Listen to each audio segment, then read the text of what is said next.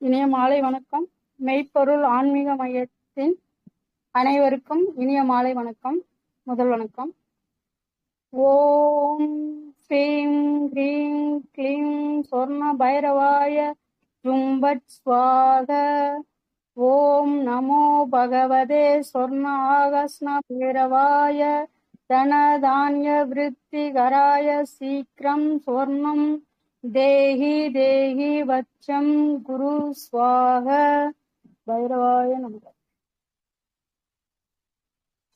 ஆரம்பிச்சுக்கோங்கம்மா. இன்னைக்கு நம்ம பார்க்கறது பைரவரோட பூஜை முறைகள், பைரவரோட சிறப்பு, எப்படி வழிபட்டால் எந்த மாதிரி நமக்கு பலன்கள் கிடைக்குங்கிறத பத்தி நம்ம பேசுறோம். பைரவர்னா யாரு அப்படிங்கறத ஒரு சின்ன ஒரு விளக்கத்தை கொடுத்துக்கிறேன். பைரவர் பாத்தீங்க அப்படின்னா அஷ்டபைரவர்னு சொல்லுவாங்க. அந்த அஷ்டபைரவர்ல யாரு அப்படின்னா கிரணியாசன் ஒருத்தர் அரக்கன் இருந்தான். கிரணியாசனோட மகன் அந்தகாசுரன். அந்த அந்தகாசுரன் அவங்க அசுரர்கள். அப்ப அசுரர்களா இருக்கிறதுனால அந்த அசுரன் என்ன பண்றாங்கன்னா பயங்கரமா கடுதவம் புரிந்து சிவபெருமான்ட பெரிய வரம் வாங்கிடுறாரு. என்ன அப்படின்னா, நான் இந்த உலகத்தை எல்லாம் நான் தான் ஆளணும், எனக்கு நீங்க வரம் கொடுக்கணும்னு கேட்கும்போது சிவபெருமான் அப்படியே ஆகட்டும்னு வரத்தை கொடுத்துட்றாரு. அப்ப இவங்க அரக்கர்னால என்ன பண்ணிடுறாங்க, வரத்தை வாங்கிக்கிட்டு உலகம் ஆளும்போது இவங்க அரக்கர்னால இவங்க எப்பயுமே இருட்டுலதான் இருப்பாங்க. அதனால என்ன உலகத்தையே இவர் இருள சூழ வச்சிடுறாங்க. இந்த அந்தகாசுரன் உலகத்தை 3 உலகத்தையும் அப்படியே இருள சூழ வச்சதுனால தேவர்கள், முனிவர்கள், இவங்கெல்லாம் ரிஷிகள் எல்லாமே என்னடா இப்படி ஒரு சோதனை, யார் பண்ண வேலை அப்படின்னு பார்க்கும்போது அந்தகாசுரன் பண்ணியிருக்கான், இதுக்கு என்ன தீர்வு அப்படிங்கும்போது எல்லாரும் போய் முறையிடுறாங்க. இப்படி நீ இரவு பகல் மாறாம இப்படி எப்பயுமே இருள சூழ்ந்திருக்கே, எங்களுக்கு இது சரிப்பட்டு வராது உலகத்துக்கு, நீங்க ஒரு தீர்வு கொடுங்கன்னு. இதுக்கு ஒரே தீர்வு யார் கொடுப்பா அப்படின்னா சிவபெருமான். அப்ப சிவபெருமான்கிட்ட போய் எல்லாரும் முறையிடவும் சிவபெருமான் என்ன பண்றாரு, யோசிக்கிறாரு. சரி, இப்ப இவனை இப்படியே விட்டா இது சரிப்பட்டு வராது அப்படின்ட்டு அவர் ஜுவாலா, அதாவது தீயி. சிவபெருமான் யாருன்னா நெருப்பு. அவருக்குள்ள இருந்து நெருப்பு எடுத்து ஒரு படைப்பை படைக்கிறார். அதுதான் யாருன்னு கேட்டீங்கன்னா அவர் எப்படி சிவபெருமான் ருத்ரன், முருகன் இந்த மாதிரி நம்ம சொல்றோம் இல்லைங்களா, அதே மாதிரி அந்த பைரவருங்கிற ஒரு படைப்பை உருவாக்குறாரு. அந்த படைப்புல வந்தவர் தான் இந்த அஷ்ட பைரவர்கள்.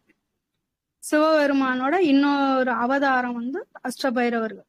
அப்ப என்னன்னா இவர் இந்த அந்தகாசுரன் இருள வச்சிருந்தனால இந்த சிவபெருமான் பைரவரை படைச்சதுனால இவங்க 8 பைரவர்கள் ஆக்குறாங்க.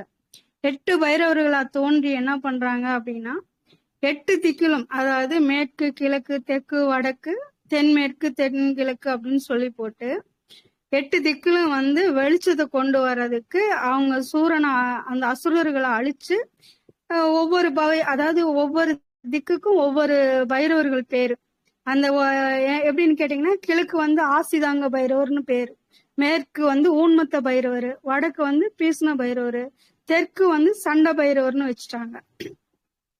வச்சுட்டு அதே போல தென்கிழக்கு ரூர பைரவர், தென்மேற்கு குரோத பைரவர், வடகிழக்குல சம்ஹார பைரவர், வடமேற்குல கபால பைரவர். இப்படி 8 திக்குலையும் நின்னு இருளை போக்கி உலகுக்கு வெளிச்சத்தை கொடுக்கிறாரு. இதுல இவரோட பங்களிப்பு என்னன்னா அசுரர்களையும் இந்த மாதிரி மக்களுக்கு துன்புறுத்துறவங்களை இவர் அழிக்கிறது இவரோட வேலை. நல்லவர்களை காத்து நல்ல செயலுக்கு துணை போய் கெட்டதை தீயதை அழிக்கிறதுதான் இவரோட வேலை. இவர் சிவனோட அவதாரனால இன்னொரு கதையும் இருக்கு. ஏன்னா பிரம்மாவுக்கு 5 தலைய கொய்தது இவர் தான், பைரவர் தான் ஒரு தலையை கொய்வாரு. அது இன்னொரு நாளைக்கு பேசிக்கலாம். இவரோட வேலை, இவரோட இந்த மாதிரி வேலைகள் எல்லாம் இவர் செய்வாரு. அதாவது சுருக்கமா சொல்லணும்னா நீதி தேவன். இவர் தோன்றிய காலத்துக்கு பாத்தீங்கன்னா நம்ம இன்றைக்கு எல்லா பூஜை முறைகளையும் பிள்ளையார் பிடிச்சு வச்சுதான் நம்ம முதல் கடவுள் பிள்ளையார் என்று சொல்லி ஆரம்பிப்போம். அதே போல பிள்ளையாருக்கு முன் தோன்றியவர் யாருன்னு கேட்டாங்கன்னா காலபைரவர். பிள்ளையாரு அதுக்கப்புறம் தான் தோன்றியது. அது வந்து உமையவள் செஞ்சதுதான் விநாயகர். அதனால உமையவள் செய்யறதுக்கு முன்னாடியே காலபைரவர் தோண்டிட்டாரு.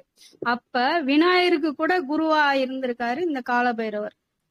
சரிங்களா? இதோட ஒரு அப்ப இன்னைக்கு வந்து நம்ம என்ன பார்க்கலாம் அப்படின்னா, கல்யாணம், குழந்தை வரம், அப்புறம் வந்து கோர்ட்டு கேஸு, குடும்பத்துல பிரச்சனைகள், குழந்தை வரம் இல்லாதவங்களுக்கு, ரெண்டாவது வந்து எனக்கு வறுமையில நான் ரொம்ப வாடுறேன், வறுமையில இருந்து நான் செழுமைக்கு வரணும், நானும் வந்து சமுதாயத்துல பொருளாதாரத்தோட வாழணும் அப்படிங்கிறவங்களுக்கு இதுல வந்து நிறைய உங்களுக்கு பலன் அளிக்கும். அந்த மாதிரி இதுதான் நாங்க சொல்ல போறேன். பைரவர் வந்து நம்ம எப்படி வணங்கினாலும் அவர் வந்து ஏத்துக்குவார். அத வந்து நம்ம வந்து நம்மளோட தேவைகள் என்னங்கிறத வந்து ஒவ்வொன்னா பார்ப்போம். இப்ப நமக்கு வந்து தேவை என்ன அப்படின்னு பாத்தீங்கன்னா, அதுக்கு முன்னாடி இன்னொன்னு சொல்லிடுறேன். இவர் வந்து இவரோட பிறப்பிடம் வந்து காசிதான். பைரவர் வந்து பிறப்பிடம் வந்து உருவானது வந்து காசி. காசிக்கு அப்புறம் வந்து நம்ம தமிழ்நாட்டுல வந்து அவருக்கு ஒரு இடம் இருக்குது, ரொம்ப புகழ்பெற்ற இடம். அது வந்து தட்சிண காசின்னு சொல்லுவாங்க. அது எங்க அப்படின்னா நம்ம சீர்காழிக்கு பக்கத்துல, அதையும் சொல்லுவாங்க. இன்னொன்னு வந்து தட்சிண காசின்னு சொல்லுவாங்க. இன்னொன்னு வந்து பரிகார காசின்னு வந்து நம்ம தர்மபுரி தெரியும் எல்லாருக்கும், ஒசூர் போற வழியில அங்க ஒரு காசி இருக்கு காலபைரவர். அது வந்து பரிகார காசின்னு, அதாவது காசியில இருக்கிறது வந்து சேத்திர காசி, இது வந்து பரிகார காசின்னு சொல்லுவாங்க. இங்க சீர்காழியில வந்து இருக்கிறது வந்து தட்சிண காசின்னு சொல்லுவாங்க. இவருக்கு வந்து நிறைய, இவரை எங்கெல்லாம் நம்ம பார்க்கலாம், எங்கெல்லாம் இவரை இருக்கலாம்னா, இவருக்கு தனி கோயில் அப்படின்னா குறிப்பிட்ட கைவிட்டு எண்ணக்கூடிய இடங்கள்ல தான், குறிப்பிட்ட இடங்கள்ல தான் இவருக்கு தனி கோயில் இருக்கு. ஆனா இவரை வந்து யாரும் தனியா கோயில் வச்சுக்க மாட்டாங்க. பழமையான சிவாலயங்கள்லாம் எங்க இருக்கோ அங்கெல்லாம் இவர் வந்து பைரவரை பார்க்கலாம், நம்ம தரிசிக்கலாம். இவரு சிறப்பு வந்து 8 கை இருக்கும், இல்லைன்னா 4 கை மட்டும்தான் இருக்கும். 4 கையோட இருப்பாரு. இவர் வந்து அதாவது ஆதியும் நானே, அந்தமும் நானே, முடிவும் நானே, முற்றும் நானேன்னு சொல்றாங்களா, அதே மாதிரி பிறப்பும் இறப்பும் எல்லாம் ஒன்னேதான் இருக்கிறது அப்படின்னு சொல்லி இவர் வந்து நிர்வாண கோலத்துலதான் இருப்பார். இந்த நிர்வாண கோலத்திலையும் வந்து இவரோட உடம்பு வந்து ஒவ்வொரு பாகமும் நம்ம மனுஷர்களுக்கு இருக்கிற 12 ராசிகள் இருக்கு பாத்தீங்களா, இந்த 12 ராசிக்கு இவர் அங்கத்துல 12 இடங்கள் குறிப்பு இருக்கும். ஒவ்வொரு ராசிக்கான ஒவ்வொரு குறிப்பை வச்சுக்கலாம். அதே போல இவரு மொத்த உடம்புலையும் 27 நட்சத்திரத்துக்கான 27 பாகங்களையும் குறிக்கும். அது இன்னொரு டைம் சொல்ல, அது பெரிய புராணமா போகும். இந்த மாதிரி இவரோட அமைப்பு. இவரை வந்து சில பேர் என்ன நிர்வாணத்துல இருக்கனால பெண்கள் சில பேர் வணங்க மாட்டாங்க, தெரியாதவங்க போயிடுவாங்க, தெரிஞ்சவங்க இவரு முதன்மையானவர்னு கும்பிட்டு போவாங்க. இப்ப நம்ம என்ன பாக்குறோம் அப்படின்னா, அதே போல தமிழ்நாட்டுல இருக்கிற கோயில்ல வந்து ரொம்ப சிறப்பு வாய்ந்த கோயில்ல வந்து இந்த தட்சிண காசிங்கிறது வந்து நம்ம சீர்காழி சட்டைநாதர் கோயில் ஆலயத்துல, அங்க வந்து தெற்கு பிரகாரத்துல வந்து பாத்தீங்கன்னா வலம்புரி மண்டபம்னு ஒண்ணு இருக்கு. அதுல வந்து பாத்தீங்கன்னா இவரை வந்து அஷ்ட பைரவரெல்லாம் பார்க்கலாம், 8 பைரவர்களும் சிற்பமா பார்க்கலாம். அது ஒண்ணு. அதை விட்டாச்சு அப்படின்னா காஞ்சிபுரத்துல வந்து பிள்ளையார் பாளையம்னு இருக்குது. அங்க வந்து பாத்தீங்கன்னா 8 பைரவர் இருக்காங்க. இதெல்லாம் வந்து மத்த கோயில்ல ஒவ்வொரு பைரவரா இருப்பாங்க. இப்ப நான் சொல்ற கோயில்ல வந்து அஷ்ட பைரவர்களும் இருப்பாங்க. ஒண்ணு காஞ்சிபுரத்துல பிள்ளையார் பாளையத்துல வந்து 8 அஷ்ட பைரவர்களை பார்க்கலாம். அதே போல விழுப்புரம் டு பாண்டிச்சேரி ரோட்ல வடுவூர்னு ஒரு பெரிய சிவாலயம் இருக்கு. அங்க வந்து பாத்தீங்கன்னா அங்கேயும் 8 பைரவர்களையும் பார்க்கலாம். அதே போல சின்ன சேலம் அருகில வந்து ஆரகலூர்னு ஒரு ஊர் இருக்கு. அங்க வந்து பெரிய நாயகி அம்மன் உடனுரை காமநாதீஸ்வரர்னு ஒரு ஆலயம், பெரிய சிவாலயம். அங்கேயும் வந்து இவர் அஷ்டபைரவரையும் பார்க்கலாம், அங்கே இருக்காங்க. இது இல்லாம பெரிய இது என்னன்னு பாத்தீங்கன்னா, திருச்சியில இருந்து உறையூர் போற ரோட்ல வந்து ஜெய காளிகாம்பாள்னு ஒரு பெரிய கோயில் இருக்கு. அந்த கோயில்ல பாத்தீங்கன்னா எங்கேயும் இல்லாத சிறப்பு அங்க என்னன்னா அஷ்டபைரவர்கள் இருக்காங்க. அஷ்டபைரவர்களோட துணைவியாரோட அஷ்ட பைரவிகளோடயே இருப்பாங்க. அது அங்க ஒண்ணுதான் இருக்கு. அதை விட்டாச்சு அப்படின்னா எங்க மாவட்டம் திண்டுக்கல் ஒட்டஞ்சத்திரம் பக்கத்துல பழனிக்கு சொந்தமான குழந்தை வேலப்பர் கோயில்னு இருக்கு. அங்கேயும் வந்து பாத்தீங்கன்னா பைரவர் வந்து பைரவியோட ஒரே பைரவரா தான் இருப்பாரு. அஷ்டபைரவர் கிடையாது. ஆனா பைரவியோட இருப்பாரு. இது ஒரு பெரிய சிறப்பு. உங்களுக்கு பக்கத்துல இது நான் சொல்ற கோயில்களுக்கெல்லாம் எங்க பக்கத்துல இருக்கோ அங்க நீங்க போய் பாத்துக்கலாம். ஆனா இந்த எனக்கு தெரிஞ்சதுல இந்த 2 இடத்துலதான் சாமி வந்து தன்னோட மனைவியாரோட இருக்காங்க ஜோடியா. மத்த எல்லா பக்கமும் தனியே அஷ்டபைரவர்களா இருக்காங்க இப்ப நான் சொன்ன ஊர்ல. இன்னொன்னு வந்து பாத்தீங்கன்னா இவரோட இது வந்து பாத்தீங்கன்னா தனித்தனியான ரொம்ப புகழ் பெற்றது அப்படின்னா தமிழகத்துல முதல் இவர் தோன்றும் போது என்ன அப்படின்னா நம்ம காரைக்குடி இருக்கு இல்லைங்களா, அது பக்கத்துல திருப்பத்தூர்னு ஒரு ஊர் இருக்கு. அங்க வந்து இவரோட மெயினா எங்க போனாலும் இவருக்கு யானை வாகனம் இருக்கு, குதிரை வாகனம் இருக்கு, அன்னப்பறவை இருக்குது, மயில் இருக்குது, நாய் இருக்கு, இத்தனை வாகனங்கள் இருக்கு. ஆனா தமிழ்நாட்டுல இவர் வந்து வாகனமே இல்லாம தியானத்துல வந்து மனிதன் உட்கார்ந்து இருக்கிறது போல மனித ரூபத்துல பைரவர் இடத்துல 2 கையோட வந்து நம்ம காரைக்குடி திருப்பத்தூர்ல, காரைக்குடியில இருந்து பாத்தீங்கன்னா ஒரு 11 கிலோமீட்டர் வரும். பிள்ளையார்பட்டியில இருந்து பாத்தீங்கன்னா 7 கிலோமீட்டர். திருப்பத்தூர்னு பெரிய சிவாலயம், பழமையான சிவாலயம் இருக்கு. ஒரு 3000 ஆண்டு பழமையான கோயில். அங்க வந்து இவர் தியான நிலையில இருப்பாரு. தியான பைரவர்னே பேரு. அங்க போனா நீங்க பாக்கலாம். அங்க வாகனமும் இருக்காது. இவர் வந்து என்ன சொல்லுவாங்க, அதாவது கோபமா இருக்க மாட்டார். ரொம்ப சாந்த சொருவி தியானத்துல அப்படியே இருப்பாரு. ஒண்ணு. அப்புறம் வந்து பாத்தீங்கன்னா பக்கத்திலேயே வந்து வைரவன் பட்டியில இருக்காரு. அது வந்து செட்டியார்கள் கட்டின கோயிலு. அதுவும் குறைஞ்சி வச்சாலும் ஒரு 300-400 ஆண்டுகள் பழமையான கோயிலு.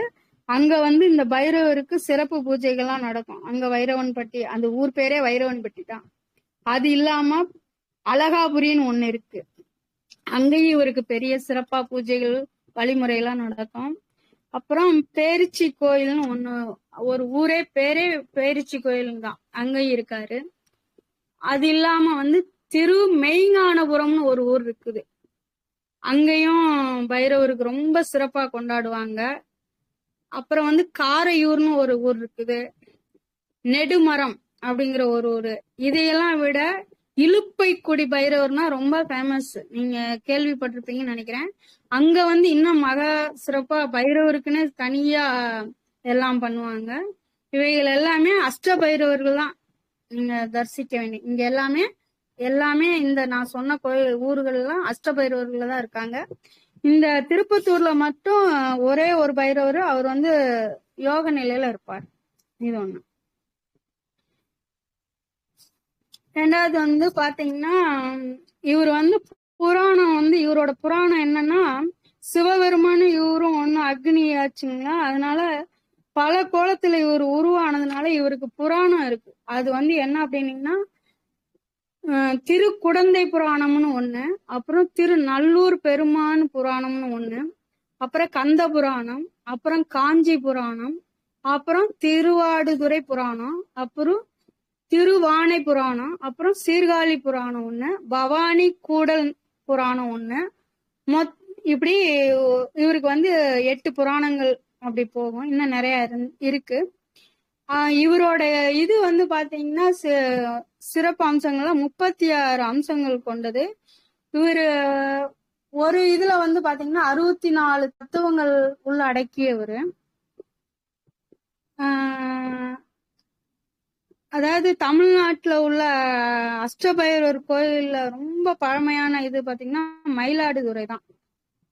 மயிலாடுதுறையில இருக்கிற பக்கத்துல இருக்கிற சேத்திரபால பைரவர்னு தனி கோயிலே இவருக்கு இருக்கு. இது அந்த மயிலாடுதுறையில இருக்கிற, அதாவது மயிலாடுதுறையில இருந்து சேத்திரபுரம்னு போற ஒரு ஊர். அது ஊர் பேர் வந்து சேத்திரபுரம். ஊர் பேரு சேத்திரபுரம். சாமி பேரு சேத்திரபால பைரவர்னே வரும்.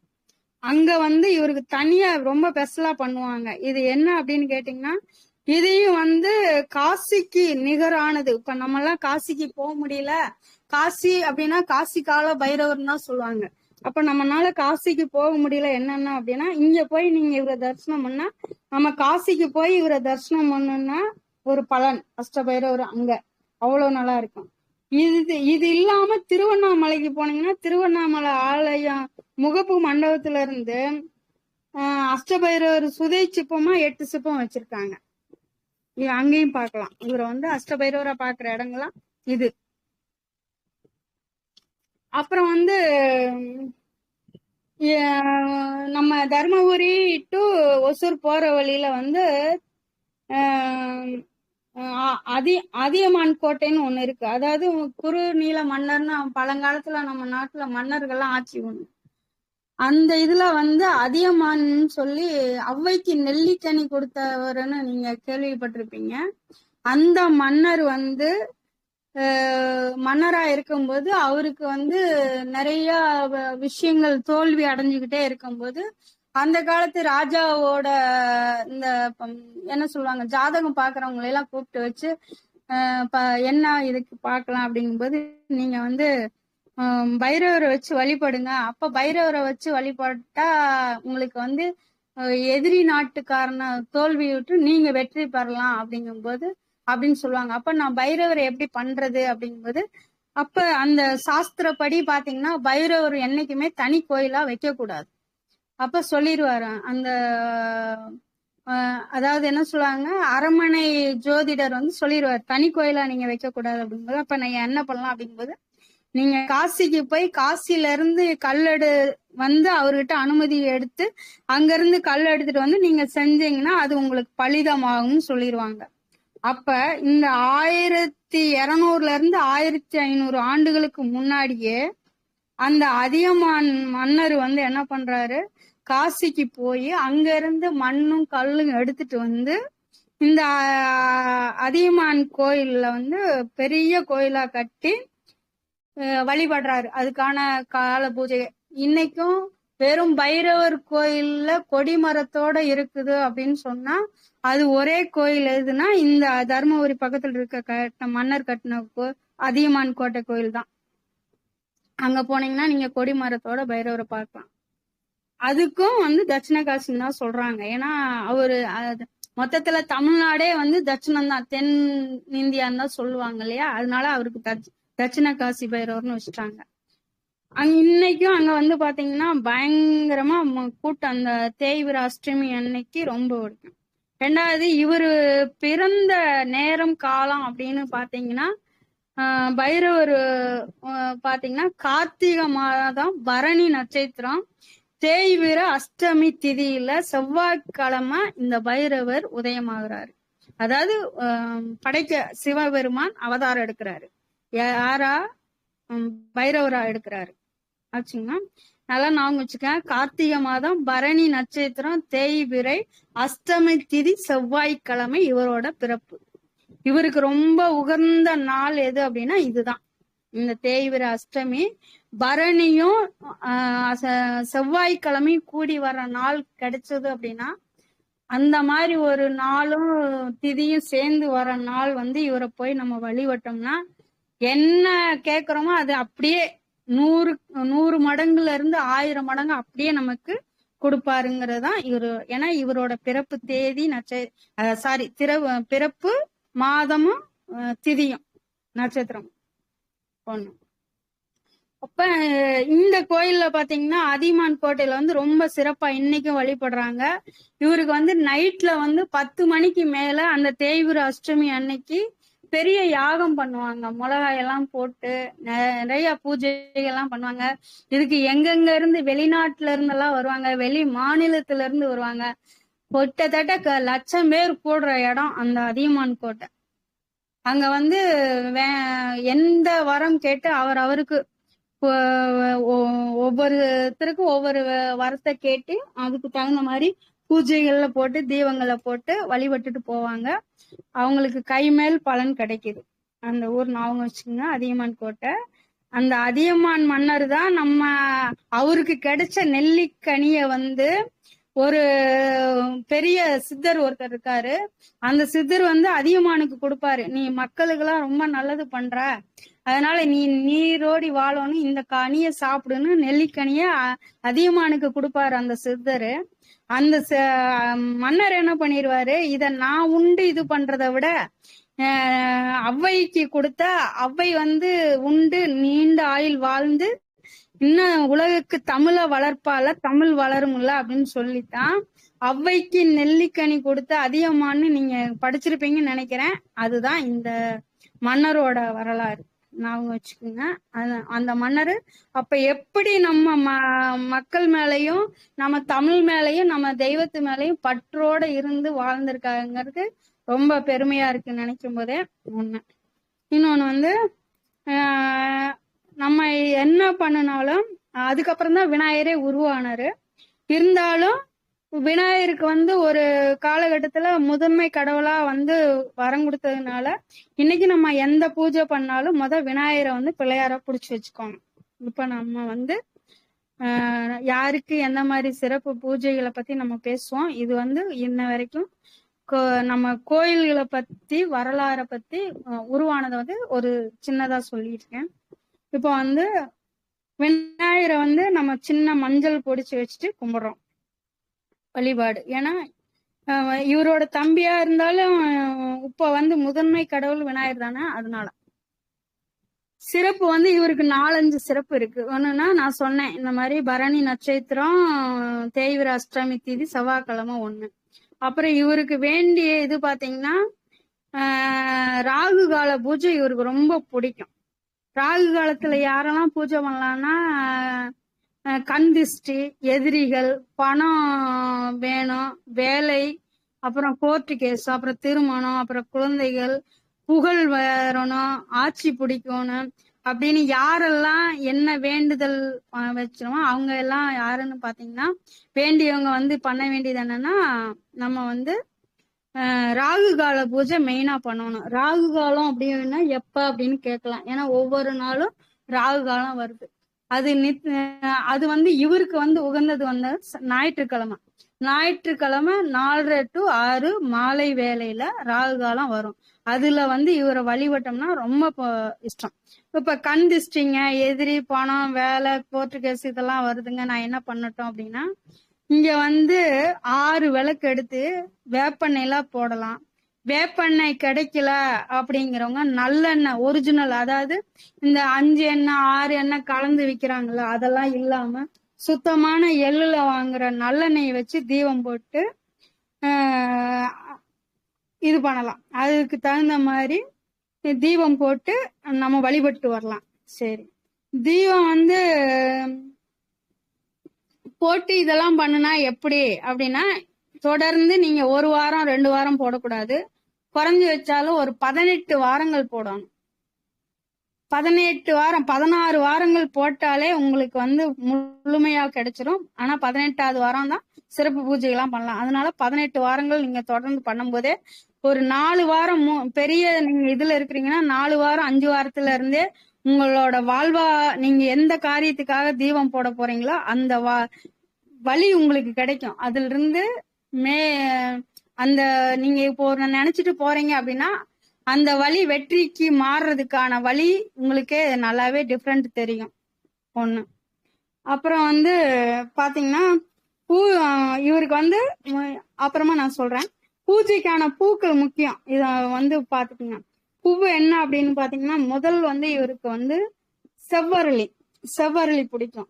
செவ்வரளிக்கு அப்புறம் பாத்தீங்கன்னா தாமரை, அதை விட ரொம்ப சிறப்புனா வன்னி இலை, வில்வம், அப்புறம் மல்லிகைப்பூ, அப்புறம் ஜாதிப்பூ. இதையும் விட சிறப்பு என்னன்னா வன்னி இலையும் மறிக்கொழுந்து தான் இவருக்கு ரொம்ப ரொம்ப பிடிக்கும். அதுக்கப்புறம் தான் மத்ததெல்லாம். ஏன்னா அந்த அளவுக்கு அவருக்கு இது ரெண்டுமே ரொம்ப பிடிக்கும். அப்புறம் எலுமிச்சம்பழத்தை வந்து மாலையா போடலாம். நெல்லிக்காய மாலையா அதாவது பெரிய நெல்லிக்காய் இருக்குல்ல அதை வந்து மாலையா கோர்த்து போடலாம். அதுக்கு மேல பாத்தீங்கன்னா உளுந்தம் பருப்பை ஊற வச்சு வெறும் மிளகு மட்டும் போட்டு வேற எதுவும் போடாம அரை உப்பு போட்டு அதுல வேற எதுவும் கலக்க கூடாது போட்டு வடை சுட்டு அந்த வடைய வந்து இவருக்கு மாலையா சாத்தலாம். அவருக்கு ரொம்ப பிடிக்கும். அதே போல சங்கு பூன்னு கேள்விப்பட்டிருப்பீங்க. குவளைன்னு சொல்லுவாங்க, கருங்குவளைன்னு கூட சொல்லுவாங்க சில பேர். அதுல நீல கலர்ல இருக்கும். அந்த சங்கு பூ வந்து போடலாம். அவருக்கு ரொம்ப பிடிச்சது இதெல்லாம். இந்த பூ வகையெல்லாம் அவருக்கு பிடிச்சது. இதெல்லாம் வந்து நீங்க எப்ப பண்ணலாம் அப்படின்னா தேய்விரையில அஷ்டமி செவ்வாய்க்கிழமை வந்தாலும் சரி, இல்லைங்க செவ்வாய்க்கிழமை வரல நாங்க பண்ணலாமான்னா பண்ணலாம். தேய்விர அஷ்டமி என்னைக்கெல்லாம் வருதுன்னா பௌர்ணமி போய் 8வது நாள் வந்து தேய்விர அஷ்டமி, அப்ப பண்ணலாம். இதுல செவ்வாய்க்கிழமை வந்துருச்சு அப்படின்னா நம்ம பண்ண புண்ணியம், நமக்கு லக்கு அதிர்ஷ்டம் இருக்குன்னு அர்த்தம் ஒண்ணு. இல்ல தேய்விர அஷ்டமி மாசத்துக்கு ஒருக்கா தானே வருது அப்படின்னா என்னால வார வாரம் பண்ண முடியும் அப்படின்னா ஞாயிற்றுக்கிழமையில நீங்க ராகு காலத்துல இந்த மாதிரி பண்ணலாம். இது வந்து கடன் தீரும், கல்யாண பிரச்சனை தீரும், குழந்தை வரம் கிடைக்கும், வேலை கிடைக்கும், பண பிரச்சனை தெரியும், எல்லாத்துக்குமே ஆச்சுங்களா. இந்த ராகு கால பூஜையும் பண்ணலாம். இல்ல நான் கொஞ்சம் மெதுவாகவும் பண்றேன், மெதுவாவே வரட்டும் அப்படிங்கிறவங்க இந்த தேய்விர அஷ்டமி அன்னைக்கு மட்டும் பண்ணுவாங்க, நேரம் கிடைக்காதவங்க. இல்ல நேரம் கிடைக்குது அப்படின்னா இந்த மாதிரி பண்ணுவாங்க. இது ஒண்ணு. அப்புறம் எனக்கு வந்து கடன் வந்து ரொம்ப இருக்குதுங்க, நான் என்ன பண்ணட்டும் அப்படின்னு சில பேர் நினைப்பாங்க. கடன் தீரணும்னா வெண் பூசணிக்காய் இருக்கு பாருங்க, இந்த வெண் பூசணிக்காய நீங்களே கடையில வாங்கி, ஏன்னா கோயில்கிட்ட போனீங்கன்னா சில கோயில் எல்லாம் ஏமாத்துறாங்க. சொரக்காய் இருக்கு இல்லையா, அந்த பிஞ்சு சொரக்காயை எடுத்துட்டு வந்துட்டு அது உள்ள இருக்கிற விதையெல்லாம் எடுத்து வச்சிருவாங்க ஆல்ரெடி முன்னாடியே, நம்ம போறதுக்கு முன்னாடியே. அது பூசணிம்பாங்க, அது வாங்காதீங்க. நீங்களே மார்க்கெட்டுக்கு போய் நல்ல அளவான பூசணிக்காயை வாங்கி அதுக்குள்ள இருக்கிறதெல்லாம் எடுத்துட்டு நீங்க என்ன பண்ணணும்னா அதுல இழுப்ப எண்ணெய் இல்ல அப்படின்னா நல்லெண்ணெய், இல்ல எனக்கு இன்னும் வசதி இருக்கு அப்படின்னு சொல்றவங்க வந்து என்னன்னா நெய் ஊத்திக்கலாம், சுத்தமான பசு நெய் எல்லாம் இந்த ஊத்தி அந்த பூசணிக்காயை சுத்தம் பண்ணிட்டு தொடச்சிட்டு கொஞ்சம் பஞ்சு வச்சு தொடச்சு எடுத்துட்டு அதுல வந்து நீங்க என்ன பண்ணணும் அப்படின்னா மஞ்சள் குங்குமம் பொட்டெல்லாம் வச்சுட்டு தான் இந்த நெய்யோ எண்ணெயோ ஊத்தி அதுக்கு முன்னாடி என்ன பண்ணுவோம்னா நம்ம தீபம் போடுறோம் அப்படின்னா நம்ம கடையில காடா துணின்னு விற்பாங்க, சிவப்பு கலர் காடா துணி, நல்லா கேட்டுங்க, காடா துணி, வேற துணி கிடையாது. அது வாங்கி 1 மீட்டர் வாங்கிக்கிங்க, வாங்கி வச்சுட்டு 1 லிட்டர் பன்னீர் வாங்கிக்கிங்க. அந்த பன்னீர்ல அந்த நனைச்ச அந்த துணிய என்னைக்குமே வந்து எதுவுமே புதுசா வந்து உடனே அப்படியே இது பண்ணக்கூடாது, அது தொளிக்கணும். அதனால அந்த துணியை நீங்க முத நாளே வாங்கிட்டு வந்து இந்த பன்னீர்ல வந்து நனைச்சு புளியாம அப்படியே அந்த பன்னீரோட எடுத்து அப்படியே நிழல் காய்ச்சலா போட்டீங்கன்னா அது காஞ்சிரும். காஞ்சா அதை வந்து உங்களுக்கு கைக்கு அளவானதா திரிய போட்டு இந்த நெய் ஊத்தினாலும் சரி, இல்ல இழுப்பெண்ணெய் ஊத்தினாலும் சரி, இல்ல நல்லெண்ணெய் ஊத்தினாலும் சரி, இதுல 3த்துல எதை வேணாலும் ஊத்திக்க, கடனும் தீரும். வெண் பூசணியில வந்து நீங்க தீபம் போட்டீங்கன்னா 3 விஷயம் உங்களுக்கு நடக்கும். ஒண்ணு வந்து கடன், முதல் வந்து பித்ரு தோஷம் நீங்கும். நமக்கு வந்து தெரியாது, நம்ம வீட்டுல முன்னோர்கள் இறந்துருப்பாங்க, நம்ம திதியே கொடுக்காம கூட சில பேர் இருப்போம். முன்னோர்கள் யாரு வேணாலும் இறந்துருப்பாங்க இல்லையா, அவங்களுக்கு எல்லாம் இறந்தவங்களுக்கு எல்லாம் சில பேர் திதியே நம்ம கொடுத்துருக்க மாட்டோம், அதோட தோஷம் இருக்கும். அந்த தோஷம் வந்து என்ன அப்படின்னா இந்த வெண் பூசணியில நீங்க தீபம் போடும்போது அந்த தோஷம் கழியும். மெயினா இதுதான் இந்த தேய்விர அஷ்டமியில போடுறது. இது ரொம்ப இது அதாவது பித்ருதோஷம் நீங்கணும்னா தேய்விர அஷ்டமியை தான் போடணும். இல்ல கல்யாணம் அந்த கடன் தீரதுன்னா நீங்க ஞாயிற்றுக்கிழமையில ராகு காலத்துல போட்டுக்கலாம். இந்த தேய்விர அஷ்டமியில போடுறீங்க அப்படின்னா பித்ருதோஷம் மெயினா நீங்க இந்த வெண்பூசணியில அப்ப அந்த திரிய, அந்த சிவப்பு திரியில நீங்க போட்டுக்கலாம். பன்னீர்ல நனைச்சு காய வச்ச திரியை எடுத்து போட்டு இந்த இழுப்பெண்ணெய் இல்ல நல்லெண்ணெய் இல்ல நெய்யை ஊத்தி தீபம் போட்டுக்குங்க. இதுல வந்து கடன் தீரும், பித்ருதோஷம் நீங்கும். நம்ம இந்த பூமியில போன ஜென்மத்துல ஏதாவது பாவங்கள் பண்ணிருப்போம், இந்த ஜென்மத்துல தெரியாம கூட சில பாவங்கள் நம்ம பண்ணிருக்கலாம், அதுவும் சேர்ந்து தீரும். இது முக்கியமான இது. 2வது வேலை கிடைக்கணுங்க அப்படின்னா இதுல என்ன பண்ணலாம் அப்படின்னு பாத்தீங்கன்னா முதல்ல வந்து இந்த நம்ம சொன்னதுலயே பண்ணிட்டு வேலை கிடைக்கிறதுக்கும் பூசணிக்காய் போடலாம், இல்ல அப்படின்னா விளக்கு போடலாம். அதுக்கு முதல்ல வந்து என்ன பண்ணணும் அப்படின்னா,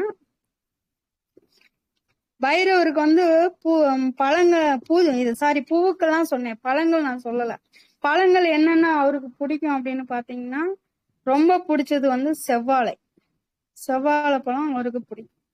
அப்புறம் செவ்வாழை பிடிச்சதுக்கு அப்புறம் என்ன, திராட்சைய பிடிக்கும், கரும் திராட்சை. அப்புறம் வந்து இப்ப நம்ம எலுமிச்சம்பழம் மாலை, நெல்லிக்காய் மாலை சொன்னோம் பாத்தீங்களா, வடை மாலை. அதுல வந்து முந்திரி பருப்புல வந்து மாலை கட்டி போடலாம், அவருக்கு ரொம்ப பிடிக்கும். முந்திரி மாலையும் போட்டுக்கோங்க. அவருக்கு பிடிச்சதெல்லாம் நான் சொல்றேன், உங்க வசதிக்கேற்ப நீங்க செஞ்சுக்கோங்க. பூசணிக்காய் அந்த இது போட்டுட்டு முந்திரி மாலையும் போட்டுக்கோங்க. பழங்கள்ல வந்து செவ்வாழை பழம் ரொம்ப இம்பார்ட்டன்ட். அதே போல இப்ப நம்ம கோயிலுக்கு போயிட்டு வேலை வேணுமா, 2 செவ்வாழை பழம் வாங்கிக்கோங்க. அதோட அவரோட வாகனம் வந்து பைரவர். நாயின்னு சொல்ல மாட்டோம், சொல்றேன். அவருக்கு வந்து என்னன்னா, ஒரு அச்சு வெள்ளம்னு இருக்கு பாத்தீங்களா, மண்ட வெள்ளம் கிடையாது, அச்சு வெள்ளம். அந்த அச்சு வெள்ளம் ஒண்ணு வாங்கிக்கிங்க. ஏன்னா சாமிக்கு வந்து நம்ம பழம், தேங்காய், பூவு எல்லாம் கொடுப்போம். அப்ப அவரோட வாகனத்துக்கு நம்ம எதுக்கு கொடுக்க மாட்டோம் இல்லையா? அப்ப அவரோட வாகனத்துக்கும் சேர்ந்து ஒரு அச்சு வெள்ளம் வாங்கி வச்சுக்கிட்டு, நீங்க தேங்காய் பழம், தாமரை கிடைச்சா தாமரை, வில்வம் கிடைச்சால் வில்வம், இல்ல அப்படின்னா செவ்வரளி பூ, இத வாங்கிட்டு நீங்க வெத்தலை வாக்கோட கொண்டு போயிட்டு என்ன பண்ணலாம் அப்படின்னா, ராவு காலத்துல, ஞாயிற்றுக்கிழமை ராவு காலத்துல போய் அவரை கும்பிட்டு அங்க உட்கார்ந்து பைரவரோட அஷ்டகம் உங்களுக்கு தெரிஞ்ச வரைக்கும் நீங்க இப்ப சொல்லிட்டு, இந்த தேங்காய் வளத்தை கொடுத்து ஐயரை கூப்பிட்டு உங்க பேர்ல, அதாவது உங்க பேரு உங்க நட்சத்திரத்தை சொல்லி சாமிக்கு அர்ச்சனை பண்ண சொல்லணும். அர்ச்சனை பண்ண சொன்னா அவரு என்ன சொல்லுவாருன்னா, இன்னாரு வந்திருக்காங்க, இன்னாரு இந்த நட்சத்திரத்து உள்ளவங்க உங்களை பார்க்க வந்திருக்காங்க, அவங்கள உங்ககிட்ட அப்ளிகேஷன், அதாவது குறை சொல்ல வந்திருக்காங்க ஐயா அப்படின்னு அர்ச்சகர் சொல்றது அர்ச்சனை. நிறைய பேரு கோயில்ல போய் என் பேருக்கு பண்ண வேண்டாங்க, சாமி பேருக்கு பண்ணுங்கன்றுவாங்க. அப்படி பண்ணக்கூடாது. சாமியே எந்த ஊர்லயும் அர்ச்சனை பண்ணாது. நம்ம போய் நான் வந்திருக்கேன், என்ன நீங்க பாருங்க, எனக்கு கருணை காட்டுங்கிறதுக்காகத்தான் நம்ம கோயிலுக்கு போறோம். சாமிக்கு வேண்டிய பொருள்களை நம்ம வாங்கிட்டு போறோம். அதனால சாமிக்கு கொடுத்து போட்டு அவரு பேர்ல அர்ச்சனை பண்ணாம நம்ம பேர்ல அர்ச்சனை பண்ணிட்டு, இல்லைங்க நாங்க எங்க வீட்டுல நிறைய பேர் இருக்காங்க, நான் என்ன பண்ணட்டும் அப்படின்னா, நம்ம வீட்டுல உள்ள முதன்மை தலைமை யாரு, அம்மா அப்பா, அவங்க பேரை மட்டும் சொல்லி அர்ச்சனை பண்ணிட்டு நீங்க வந்தெல்லாம் சகா குடும்பம்னு அவர் ஐயர் சொல்லிடுவாரு, முடிச்சுக்குங்க. அப்ப அவர் அர்ச்சனை பண்ணிட்டு இந்த வேலை வாய்ப்புக்கானது நீங்க அங்கேயே ஒரு 1/4 மணி நேரம் உட்கார்ந்து அவரை வந்து கண்ணை இறுக மூடாதீங்க, கைய 2 ஏந்துங்க. ஏந்தி உங்களோட வேண்டுதல் எந்த மாதிரி வேலையோ, இப்ப நான் பாத்துட்டு இருக்கிற வேலையோ, இல்ல இந்த வேலையில உயர்வோ, இல்ல இதை விட இன்னும் பெஸ்டான வேலையோ, எந்த உங்க தொழில், அதுக்கு நீங்க இந்த மாதிரி 11 வாரங்கள் வழிபட்டு வரணும். 11 வாரம் வழிபட்டு வரலாம். இந்த மறக்காம ஒவ்வொரு வாரமும் செவ்வாழை பழமும் இந்த வெல்லமும் மறந்துடவே கூடாது. செவ்வாழைப்பழம் வந்து சாமிக்கு, வெல்லம் வந்து அவரோட வாகனத்துக்கு வச்சு, ஜாதி பூவோ, செவ்வரளி பூவோ, தாமரை பூவோ, உங்களால இதுல இந்த 11 வகையான பூவுல எந்த பூவெல்லாம் உங்களுக்கு முடியுதோ அந்த பூவை வாங்கி கொண்டு கொடுத்து அர்ச்சனை பண்ணிட்டு, அதுக்குள்ளேயே உங்களுக்கு நல்ல மாற்றம் தெரியும், எல்லாம் தெரியும். 11வது வாரம் என்ன பண்ணணும் அப்படின்னு கேட்டீங்க அப்படின்னா, இதுக்கு இடையில வந்து ஒரு ஒரு 5 வாரம் எடுத்துக்கோங்க. அங்க வந்து சாயந்தரமா போவீங்க, அதுக்கு முன்னாடி காலையிலேயே வந்து ஞாயிற்றுக்கிழமை காலையிலேயே நீங்க என்ன பண்றீங்க அப்படின்னா, உங்களுக்கு பக்கத்துல இருக்கிற விநாயகர் கோயிலுக்கு போய், அதாவது அரச மரம் இருக்கு, அந்த அரச மரத்துக்கு கிட்ட ஒரு 5 குடமோ இல்ல ஒரு 11 குடமோ தண்ணிய ஊத்திட்டு அந்த மரத்துக்கு, அந்த மரத்தை 11 தடவை சுத்திட்டு, ஒரு அருகம்புல் மாலையோ இல்ல ஒரு கைப்பிடியோ அந்த விநாயகருக்கு வச்சுட்டு 2 பேரும் சேர்ந்து எனக்கு வழிகாட்டுங்கன்னு வேண்டுதல் பண்ணிட்டு, 11வது வாரத்துல உங்களுக்கு அதுக்குள்ள ஒரு நல்ல ரிசல்ட் கிடைக்கும். அப்ப வந்து என்ன பண்ணுவோம்னா, இவருக்கு தயிர் சாதம் படைக்கணும். தயிர் சாதம் படைச்சு, அதாவது அரை உப்பு போட்டு, தயிர் சாதம் வந்து தாளிக்க கூடாது. சாதம் பச்சரிசியில சாதம் வச்சு தயிரை கலக்கி அரை உப்பு போட்டு அதுல வந்து நீங்க வேணும்னா மாதுளையை உரிச்சு போடலாம், இல்லைன்னா கருப்பு திராட்சை போடலாம். போட்டு கலக்கி சாமிக்கு நெய்வேத்தியம் பண்ணிட்டு உங்களால முடிஞ்சா ஒரு 10 பேருக்கு வரைக்கும் தொன்னையில வச்சோ இல்ல தட்டுல வச்சோ எல்லாருக்கும் நீங்க கொடுத்துடலாம். உங்களுக்கு இதுல 11 வாரத்துல இந்த வேலை வாய்ப்பு கண்டிப்பா கிடைக்கும். இது வேலை வாய்ப்புக்கானது. இவருக்கும் நீங்க இன்னொரு விஷயம் என்னன்னா, இதுலயே வந்து வேலை வாய்ப்பும் கிடைக்கும். நம்மளுக்கு ஏதாவது சனி தசை, இந்த அஷ்டம சனி, கண்டச்சனி, 7.5 சனி அப்படின்னு இருக்கு பாருங்க, அதுவும் இதுல அடிபட்டுரும். ஏன்னா பைரவர் வந்து சனி பகவானுக்கு குரு. ஏன்னா சிவபெருமானோட அவதாரம் தானே பைரவர். அதனால சனி பகவானும் நம்ம மேல கருணை காட்டுவார். பிரச்சனைய நமக்கு பெருசா வர்ற துன்பங்களை எல்லாம் நீக்கி அவரும் நம்மளுக்கு வந்து கருணையை காட்டுவார். இத நீங்க பண்ணும்போது வேலை விஷயமா சம்பந்தமா. ஏன்னா சனி பகவானும் வந்து நீதி தேவன், இவரும் வந்து காலபைரவரும் நீதி தேவன். சனிக்கு குரு வந்து யாருன்னா இவர்தான் சிவபெருமான். அந்த சிவபெருமானோட அம்சம் தான் நம்ம காலபைரவர். அதனால சனி பிரச்சனை உள்ளவங்களுக்கும் இது வந்து செல்லுபடியாகும். சரி, இந்த இந்த இது இருக்குல்ல, அடுத்து வந்து நம்ம என்ன பாக்குறோம்னா செவ்வாய்க்கிழமை பாக்கலாம். கடன் பிரச்சனைக்கும் பார்த்துட்டோமா. இப்ப நம்ம வந்து குழந்தை வர வேணும். குழந்தை வரத்துக்கு என்ன பண்ணலாம் அப்படின்னு கேட்டீங்கன்னா, பெண்களோ இல்ல ஆண்களோ யாரு கோயிலுக்கு போக முடிஞ்சா 2 பேரும் கோயிலுக்கு போகலாம், கணவன் மனைவி. போயிட்டு இதே மாதிரி பூ, செவ்வரளி பூ, கண்டிப்பா செவ்வரளி முக்கியம். செவ்வரளி பூ வாங்கிக்கோணும். அதோட புணுகுன்னு சொல்லுவாங்க, ஒரிஜினல் புணுகு. சின்ன டப்பாலாம் விற்கும், அது கிடையாது. நல்லா ஒரிஜினல் புணுகா கொடுங்கன்னு சொன்னீங்கன்னா கடைக்காரன் அந்த பூஜை ஜாமான் வச்சிருக்கிற கடையில விற்கும். அது அந்த கடையில வாங்கிக்கிங்க, கொஞ்சம் காஸ்ட்லியா இருக்கும். இது வந்து குழந்தை வரம் கேட்டவங்களுக்கு இந்த இது. அந்த புணுக வாங்கிக்கிட்டு செவ்வரளி பூ வாங்கிக்கிட்டு அதே போல அவருக்கு இப்போ கொஞ்சம் பழம் தேங்காய் எல்லாம் வாங்கிக்கிட்டு நீங்க போறீங்க. போயிட்டு அதே போல அவரோட இதுக்கும் எப்பயுமே பைரவர்கிட்ட போனோம்னா அவருக்கு ஏதாவது ஒரு பிரசாதம் கொடுக்கணும் இல்லையா. அதனால அவருக்கு எப்பயுமே வெல்லம் வச்சிங்கன்னா ரொம்ப பிடிக்கும். அந்த வெள்ளத்தை அந்த வாகனத்துக்கு வச்சிருங்க. பைரவருக்கு வந்து நீங்க எப்பயும் போல பிரசாதம் வாங்கிட்டு போறதுன்னா வாங்கிட்டு போயிட்டு செவ்வரளி பூ வாங்கிட்டு போயிட்டு இந்த புணுக வாங்கிட்டு போயிட்டு ஐயரை கூப்பிட்டு உங்க பேருகளை சொல்லி அர்ச்சனை பண்ணிட்டு குழந்தை வரம்னு சொல்லி கேளுங்க. அவங்க அதுக்கான ஒரு மந்திரம் இருக்கு, அந்த மந்திரத்தை ஐயர்கள் சொல்லுவாங்க. கொஞ்சம் ஏஜ்டான ஐயர்களை கூப்பிட்டு நீங்க அர்ச்சனை பண்ண சொன்னீங்கன்னா அவங்களுக்கு தெரியும் அது எந்த மாதிரி மந்திரம்னு. அவங்க வேதத்துல படிச்சிருப்பாங்க. அந்த மந்திரத்தை சொல்லி அவங்க அர்ச்சனை பண்ணுவாங்க. பண்ணிட்டு அதுக்கு முன்னாடி அந்த புணுக காலில் வச்சு பைரவரோட வகுத்துல தடவை சொல்லுங்க. வகுத்துல தடவை சொன்னீங்கன்னா கண்டிப்பா ஐயர் தடவிடுவார். தடவுனதுக்கு அப்புறம் அர்ச்சனையெல்லாம் முடிஞ்சு தீபாரணெல்லாம் முடிஞ்சு எல்லாம் முடிஞ்சுன்னு நீங்க அவர்கிட்ட கேக்குறீங்க என்ன அப்படின்னா, அந்த டப்பாவை அப்படியே பத்திரமா வாங்கி வச்சுக்கோங்க. வாங்கி வச்சுட்டு ஐயா அந்த வகுத்துல தடவுன புணுகு இருக்குல்ல அது கொஞ்சம் எடுத்து கொடுங்கன்னா அந்த ஐயர் எடுத்து கொடுப்பாரு. அந்த புணுக வாங்கிட்டு வந்துட்டு நைட்ல படுக்கும்போது கணவன் மனைவி இருவருமே அவங்கவுங்க வகுத்து தொப்புல சுத்தி தேய்ச்சிட்டு பைரவரை வேண்டிட்டு எனக்கு குழந்தை வேணும் அப்படின்னு வேண்டிக்கிட்டு இந்த மாதிரி 5 வாரம் நீங்க பண்ணணும்.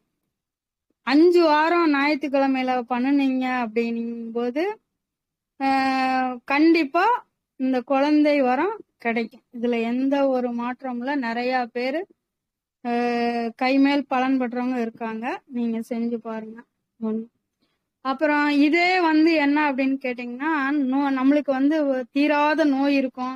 எங்கெங்க போய் என்னென்னமோ வைத்தியம் பார்த்து எனக்கு தீரல, நானும் ஏதோ பண்ணி பாக்குறேன் என்னால முடியல அப்படிங்கிறவங்களுக்கு என்ன அப்படின்னு கேட்டீங்கன்னா, இதே புணுகு வாங்கிட்டு போயிட்டு இப்ப ஒவ்வொரு இதுக்கு ஒவ்வொன்னு இருக்கு இல்லையா. அந்த மாதிரி இப்ப நம்ம என்ன கிழமை போறோம்னா வியாழக்கிழமை போறோம்னு வைங்களேன். அப்ப வியாழக்கிழமை யாரு அப்படின்னா குரு பகவான். அப்ப அந்த குரு பகவானுக்கு உகந்த நேரம் என்னன்னா குரு ஓரை. அந்த குரு ஓரையில போய் வியாழக்கிழமை இந்த புணுக கொடுத்து அவருக்கு இப்ப நம்ம உடம்புல வந்து இப்ப ஒவ்வொருத்தருக்கும் ஒவ்வொரு பக்கம் பிரச்சனை இருக்கும்.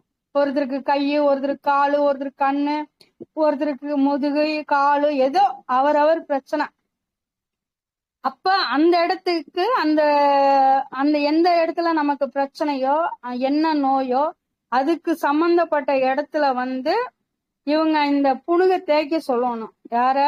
ஐயரை தேய்ச்சி விட்டுருவாரு. தேய்ச்சி விட்டுட்டு அதுல கொஞ்சம் எடுத்து கொடுக்க சொல்லி நம்ம அதே போல நம்ம அவருக்கு அர்ச்சனையெல்லாம் பண்ணிட்டு பிரசாதம் வச்சு சாமியை கும்பிட்டு வரையில அந்த புணுக கொஞ்சம் வாங்கிட்டு வந்து நம்ம காது பிரச்சனை அப்படின்னா காது சுத்தி நம்ம போட்டுக்கணும். அவருக்கும் வந்து காதுல தான் தேய்க்கணும். நமக்கு எந்த இடத்துல பிரச்சனையோ அது அந்த இடத்துலதான் சாமிக்கு தேய்ச்சி விட சொல்லணும். அதே போல செவ்வாய்க்கிழமைனா செவ்வாய்க்கிழமையில போறவங்க இந்த நோய்க்கு வைத்தியம் போய் புணுகு தேய்க்கணும் அப்படின்னு நினைக்கிறவங்க மட்டும் செவ்வாய்க்கிழமையில வந்து ராகு காலத்துலதான் போகணும். செவ்வாய் வரையில போகக்கூடாது. மத்த கிழமையில எல்லாம் வந்து அந்தந்த ஓரையில போலாம். அதே போல சனிக்கிழமை பாத்தீங்கன்னா சனி ஓரையில போலாம். செவ்வாய்க்கிழமை ஒரு நாள் மட்டும் ராகு காலத்துலதான் போய் புணுகு சாத்தணும். நல்லா ஞாபகம் வச்சுக்கணும். அது ஒண்ணு. ஒவ்வொரு அதே போல பௌர்ணமிக்கும் செய்யலாம். உறுப்புகள் இந்த குறையெல்லாம் தீர்னா அத இல்ல நான் இந்த கிழமையில போகலைனாலும் பௌர்ணமிக்கு சாத்தலாமான்னா பௌர்ணமிக்கும் செய்யலாம். அது ரொம்ப எப்ப செஞ்சாலும் அந்தந்த ஏரியா அந்தந்த இதை பார்த்து நம்ம செஞ்சுக்கலாம். சரிங்களா? அதுக்கப்புறம் அந்த இடத்துல 8 அவரோட அஷ்டபைரவர் மந்திரங்கள் தெரிஞ்சதுன்னா ஒரு சின்ன இது எடுத்து வச்சுட்டு நீங்க படிச்சுட்டு கொஞ்ச நேரம் இருந்து வேண்டிட்டு வந்தா கண்டிப்பா இது உங்களுக்கு சக்சஸ் ஆகும். இப்ப நோய்க்கு பார்த்துட்டோம், வேலைக்கும் பார்த்துட்டோம். ரெண்டாவது வந்து கர்ப்பிணி பெண்களுக்கும் பார்த்தாச்சு. இன்னொரு சிறப்பு என்ன அப்படின்னா இவருக்கு வந்து இதெல்லாம் வந்து நம்ம செய்யறதுக்கு முன்னாடி சொல்லுவாங்க இல்லைங்களா, ஐம்புலனும் வந்து கட்டுல இருக்கணும், ஐம்புலனும் அடக்கி இருக்கணும்னா ஒண்ணு வந்து நமக்குள்ள வந்து இதெல்லாம் செய்யறதுக்கு முன்னாடி நம்பிக்கை வேணும். கடவுள் மேல நம்பிக்கை இருந்து நம்ம செய்யணும் முழு மனசோட. சும்மா யாரோ சொன்னாங்க எல்லாம் இருக்கு நானும் போய் செய்யறேன் அப்படின்னு செஞ்சுட்டு வந்தா அரை மனசோட மனசோட செஞ்சா பத்தாது. நீங்க வருஷமெல்லாம் செஞ்சாலும் ஆனா முழு மனசோட நீங்க 3 வாரம் பண்ணுனா கூட வெற்றியே தரும். வந்து எந்த ஒரு செயலுக்கும் இறை அப்படின்னு எடுத்துக்கிட்டீங்கன்னா அதுக்கு முழுசா நம்பிக்கை வேணும். அப்புறம் இதெல்லாம் நம்ம செய்யும் போது அந்த இடத்துல ஒரு சின்ன நம்மளுக்கு ஒரு டிஸ்டர்பன்ஸ் வரும்.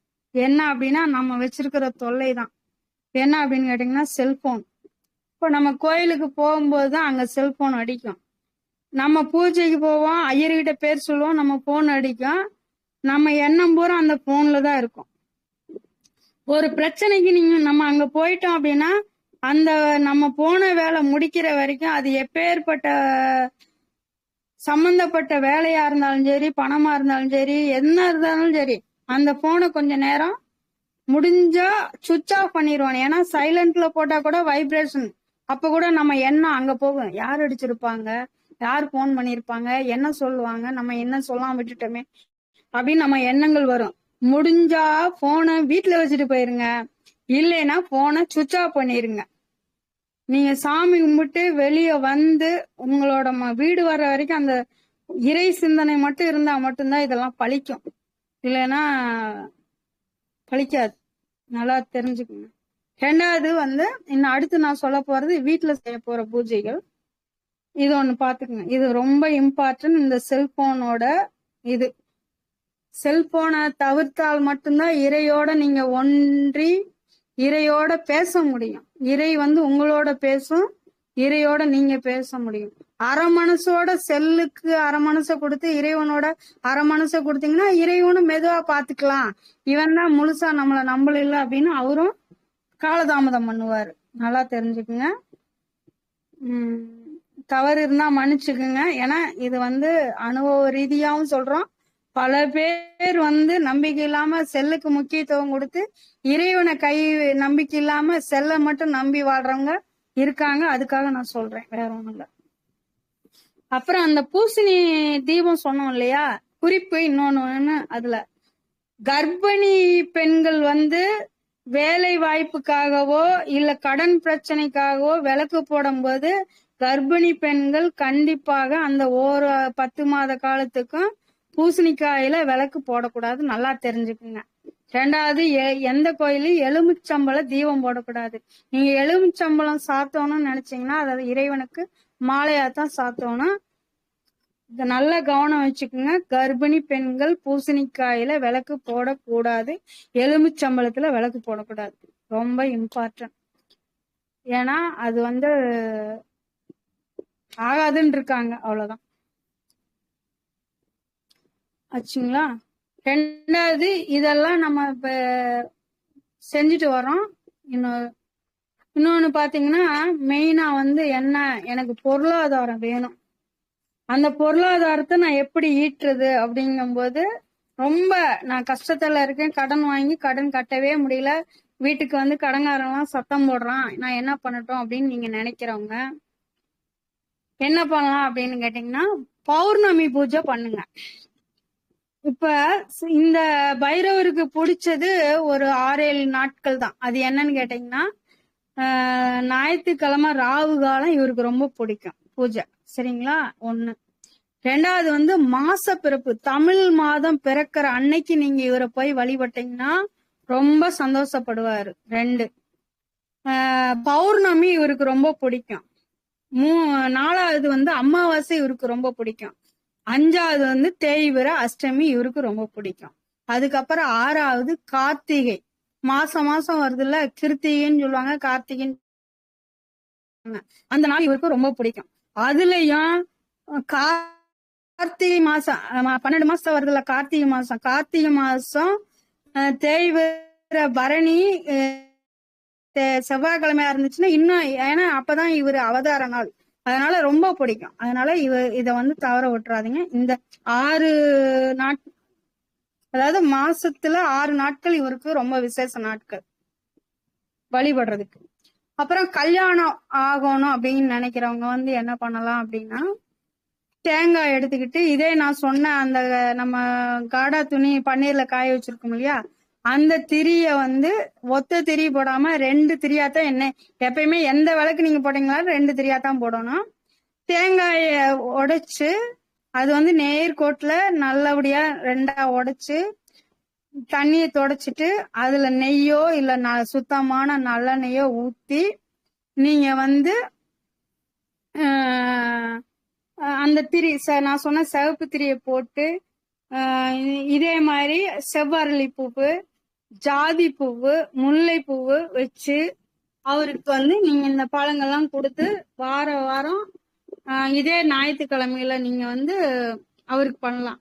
இல்ல ஞாயிற்றுக்கிழமை முடியல அப்படின்னா நான் சொன்ன இந்த விசேஷ காலங்கள், மாசப்பரப்பு, அமாவாசை, பௌர்ணமி, கிருத்திகை, இல்ல தேய்பிறை அஷ்டமி, இப்படி தேய்பிறை அஷ்டமி அப்படின்னா 9 மாசம் நீங்க பண்ணணும். ஏன்னா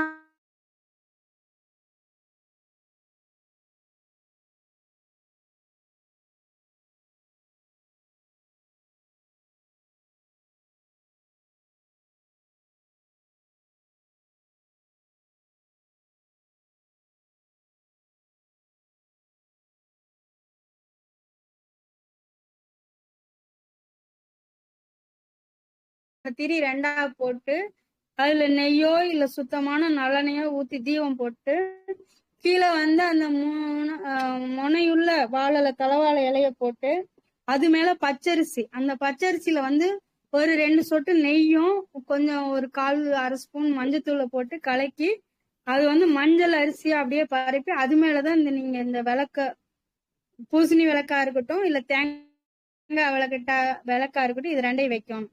சரிங்களா? இது ஒரு விஷயம் வச்சுதான் நீங்க தீபம் போடணும். அப்படியே கீழே வைக்க கூடாது, தரையில வைக்க கூடாது விளக்க. இதுதான் வச்சு நீங்க விளக்கு போட்டு வரணும். இந்த பூவை வச்சு இது பண்ணீங்கன்னா 27 வாரங்கள் நீங்க விளக்கு போடும்போது கண்டிப்பா நிச்சயம் உங்களுக்கு வந்து திருமணம் நிச்சயமாகும். உங்களுக்கு தெரிஞ்ச பைரவர் அஷ்டகம் இப்ப நிறைய இருக்கு, டவுன்லோடு பண்ணி கூட நீங்க 108 போற்றி சொல்லி இது பண்ணலாம். ஆச்சு ஆச்சுங்க. அதே மாதிரி அந்த இடத்துல வந்து உங்களுக்கு சாமி கிட்ட போனீங்கன்னா நீங்க சாமியை மட்டும் தான் நினைக்கணும். மற்ற விஷயங்களை நினைச்சு ஆபீஸ் விஷயமோ அதோ இல்ல என்ன இல்ல என்னால ஞாயிற்றுக்கிழமைல வந்து ராகு காலத்துல முடியல கோயிலுக்கு போக முடியல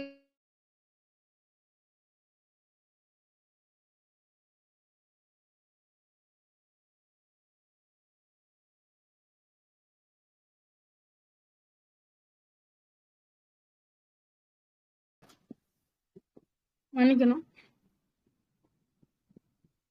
இப்ப இந்த விளக்கு போட்டுட்டு வரோம். ஒரு வாரம் நீங்க கோயில்ல போய் போட்டு மறு வாரம் வீட்டுல போட்டுட்டு வாங்க. சரிங்களா? இன்னும் முடிஞ்சா காலை நேரத்துல இந்த நம்ம ஆரோக்கியத்துக்கு பார்த்தோம் இல்லைங்களா? இந்த ஆரோக்கியத்துக்கு பார்க்கும்போது ஆரோக்கியமா இருந்தாலும் சரி, குழந்தை வரமா இருந்தாலும் சரி, இதுக்கு முதன்மையானது என்னன்னா நம்ம அங்க விளக்கு போட்டுட்டு வந்தாலும் காலையில யாரெல்லாம் நம்ம எந்திரிக்கிறோமோ எந்திரிச்சுனே என்ன பண்ணணும், கை கால் மூஞ்சி கழுவுன உடனே இல்ல குளிச்சாலும் சரி, காலையில எந்திரிச்சுன்னா சூரிய உதயத்தை பார்த்து வணங்கணும். சூரிய நமஸ்காரம் பண்ணணும். சூரிய நமஸ்காரம் பண்ணாலே நம்மளுக்கு 99% நன்மையே நடக்கும். முடிஞ்சா மந்திரம் சொல்லுங்க. மந்திரம் தெரியாதவங்க சிவசூரியாய நமக இல்ல சிவ நாராயணாய நமக அந்த மாதிரின்னு சொல்லி ஒரு 11 முறை சொல்லிட்டு சூரியனை பார்த்து ஒரு நிமிஷமாவது கை உயர்த்தி, அதாவது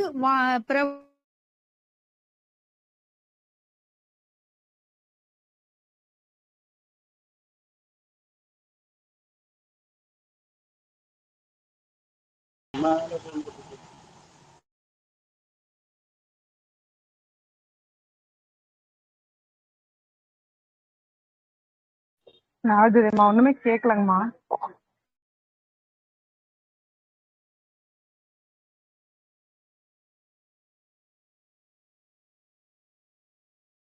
நான் பேசுறது கேக்குதுங்களாமா? இப்பதாங்கம்மா கேக்குது.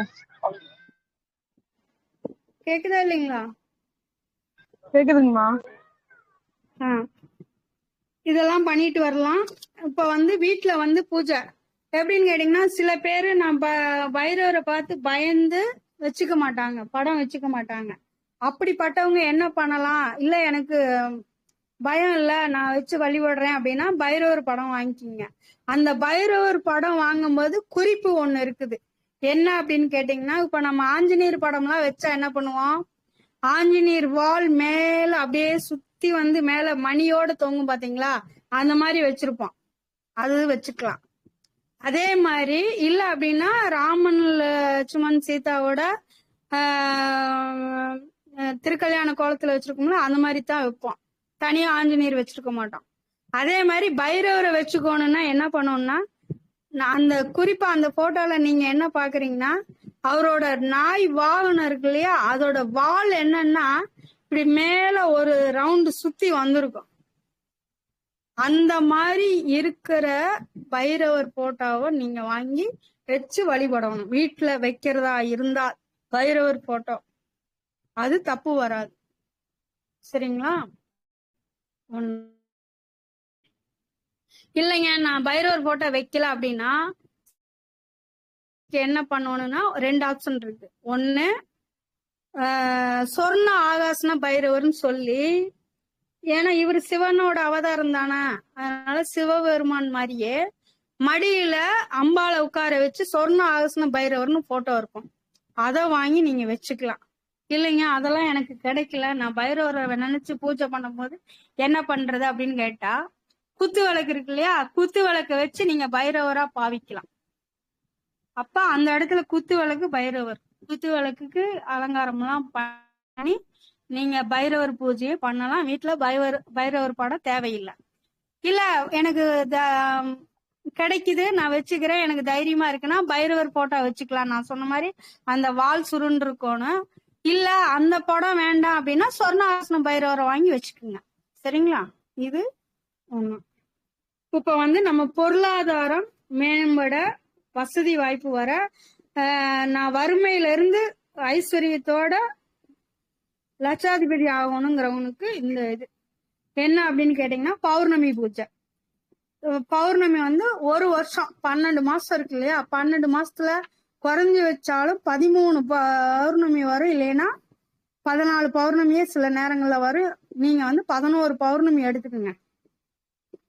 11 பௌர்ணமிக்கு வந்து நம்ம வந்து பூஜை பண்ண போறோம். எப்படி அப்படின்னு கேட்டீங்க அப்படின்னா, வீட்டுல வந்துட்டு இதே நீங்க கோயில்லயும் பண்ணலாம் பரிகாரங்கள். இப்ப இந்த பூஜைக்கு இது பண்ணா மிளகு தீபம் போட சொல்லுவாங்க சில பேர்.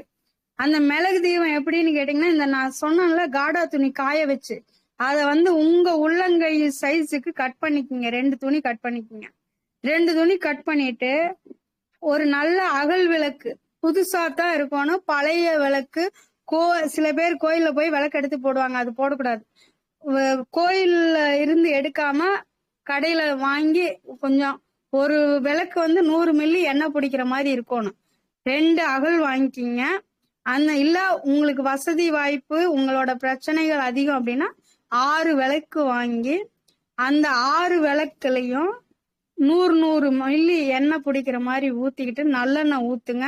வேற எண்ணெய் வேண்டியது இல்லை, நல்லெண்ணெய் மட்டும்தான். ஒண்ணு, அந்த துணி உள்ளங்கை அகலத்துக்கு வெட்டிட்டு அதுல வந்து மிளகு, நல்ல சுத்தமான மிளகு, கலப்படம் இல்லாத மிளகா வாங்கிக்கிங்க. அந்த மிளகை வாங்கி எண்ணி 81 மிளகு ஒவ்வொரு முடிச்சும் போட்டு அந்த முடிச்சு தேங்காய் முடிச்சு மாதிரி கட்டுவாங்க. கட்டி நீங்க 2 விளக்கு போடுறதுன்னா 2 மூட்டை கட்டணும், 6 விளக்கு போடுறதுன்னா 6 மூட்டை கட்டணும். இப்படி கட்டணும். மூட்டையா கட்டி அதை அப்படியே மிளக போட்டு அப்படியே அதவே முடிச்சிங்கன்னா ஒரு முடி ஆயிடும். அதை வந்து அந்த விளக்குல வச்சு நிறைய நல்லெண்ணெய் ஊத்தி அது மேல லேசா கற்பூரத்தை அப்படியே தேய்ச்சி விட்டுட்டீங்கன்னா, கற்பூரத்தை வச்சுட்டு நீங்க பத்த வச்சீங்கன்னா நல்லா பத்திக்கும்.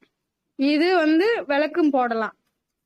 இல்ல இது வந்து கோயிலையும் போடலாம். நான் வந்து இப்ப சொல்றது வீட்டுல வந்து நம்ம படம் வச்சு கும்பிட்டாலும் சரி, இல்ல நம்ம குத்து விளக்கு வச்சிருக்கோம்னா குத்து விளக்க எல்லாம் அலங்காரம் எல்லாம் பண்ணி பத்த வச்சுட்டு கீழே வந்து நம்ம கோலம் போட்டிருக்கிற இடத்துல வந்து என்ன பண்ணணும் அப்படின்னா, அதே மாதிரி வாழை இலை வச்சு அரிசி வச்சு அந்த அரிசிக்கு மேல இந்த 6 இல்ல 2 அகல் விளக்க வந்து 81 எண்ணிக்கையில மிளக போட்டு நம்ம கட்டி இருக்கிறோம் இல்லையா, அதை வந்து வச்சுட்டு தேங்காய் பழம் வச்சுட்டு அதே போல அவருக்கு வந்து என்ன பண்ணணும்னா பானக்கம் கலக்கி வைக்கணும்.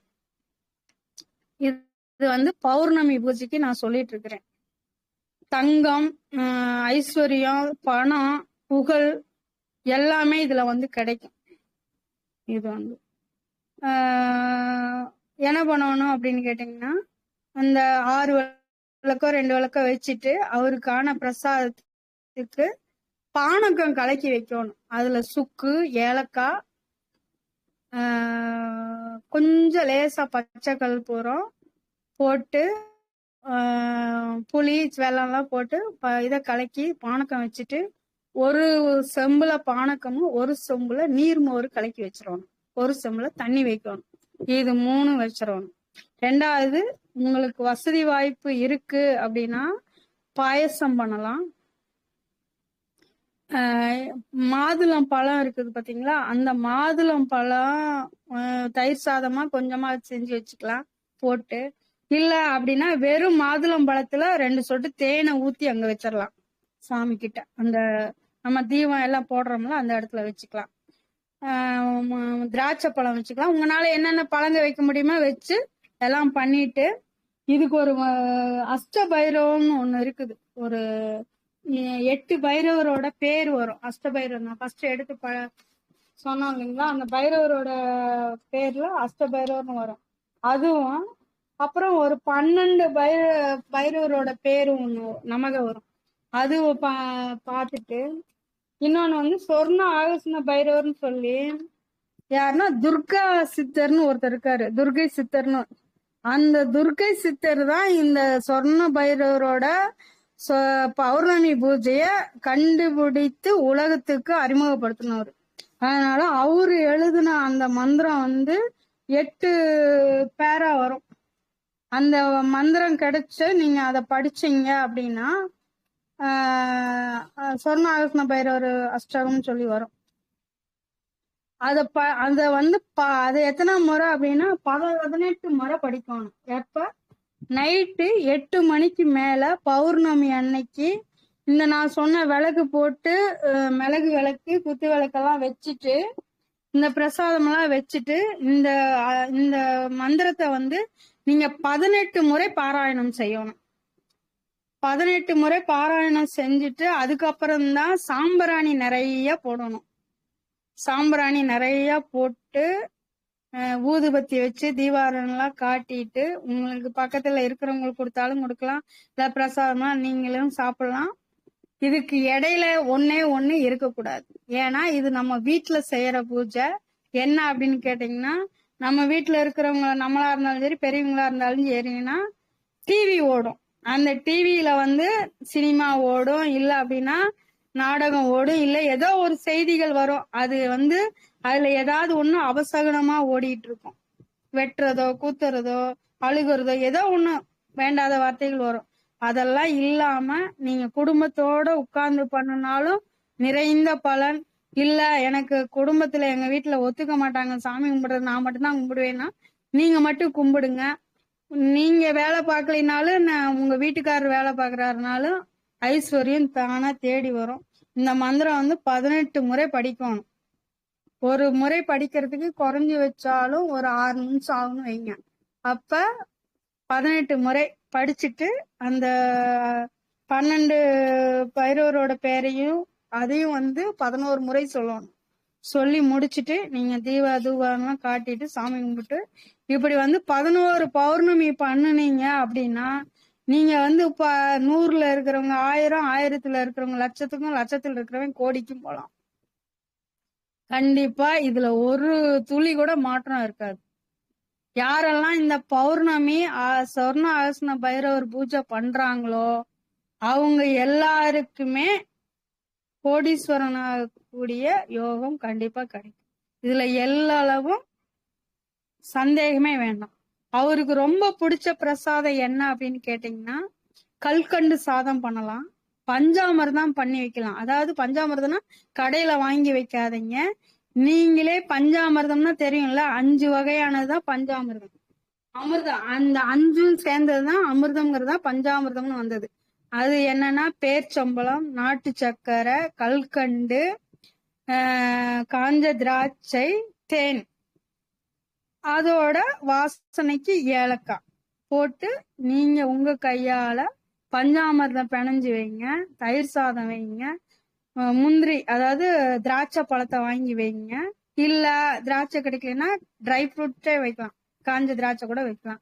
இத வச்சு ஒவ்வொரு பௌர்ணமிக்கு நீங்க செஞ்சுட்டு வர வர வர வர உங்களோட செல்வ நிலை உயரும். ரெண்டாவது வந்து இதுல வந்து இதே மாதிரிதான் அந்த குத்து விளக்குக்கு விளக்கு போடுறீங்க இல்லையா, அதுவும் நீங்க போடுற அந்த காடா துணி சிவப்பு துணிலேயே போடலாம். நார்மலாவே நீங்க வீட்டுல வந்து விளக்கு போடும்போது இந்த காடா துணி சிவப்பு துணியை வாங்கி நீங்க பன்னீர்ல நனைச்சு போட்டீங்க அப்படின்னா அது வந்து ரொம்ப சிறப்பானது. இப்ப எப்படி வாழைத்தண்டு திரி, தாமரை திரி அதெல்லாம் சொல்றாங்கல்ல, அதெல்லாம் விட இந்த 100 மடங்கு இந்த காடா துணியில பன்னீரில் நனைச்சு போடுற துணிக்கு அவ்வளவு பவர் இருக்கு. இது ஒண்ணும் பண்ணலாம்.